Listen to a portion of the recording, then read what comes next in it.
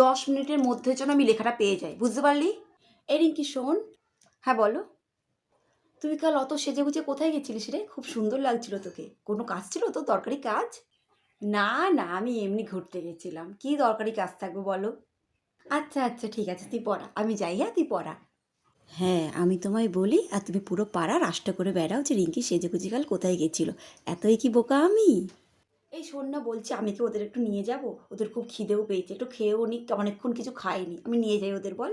হ্যাঁ হ্যাঁ, একদম ঠিক আছে। এই তোরা গিয়ে খেয়ে যা। তুই যখন খিদে পায় আগে থেকে খাইয়ে রাখলেই হয়। আমি যখন পড়াতে আসবো তখনই ওদের খিদে পায়, যেন এক একটা লাট সাহেবের বেটি। পর পর পর পর, তোরা পর, তোরা পর।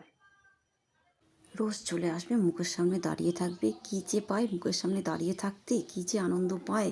যেন এদের বাচ্চারাই পড়ে, আর কেউ পড়ে বড় হয়নি। আমরা যেন এমনি ঘাসে মুখ দিয়ে বড় হয়ে গেছি। আরে আমি যেটা আগের দিন শিখিয়েছিলাম ভুলে গেলি একদম?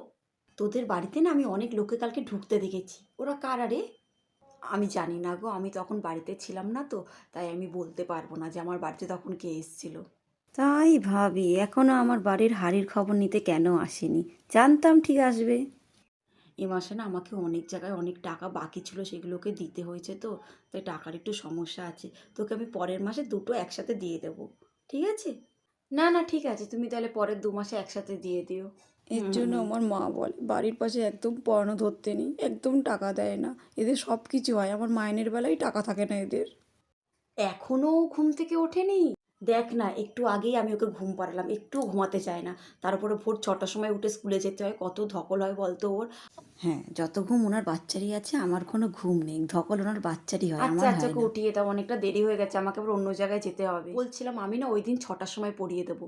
না না, তুই সন্ধ্যে 6টার সময় আসিস না রে। ও একদম ঘুম থেকে উঠতে পারে না, উঠলে ওর অনেক বাহানা থাকে। তুই এক কাজ কর, তুই 7টার দিকে আয়, ও তখন উঠে যাবে, একদম খাওয়া দাওয়া রেডি থাকবে। তুই 7টার দিকে আয়।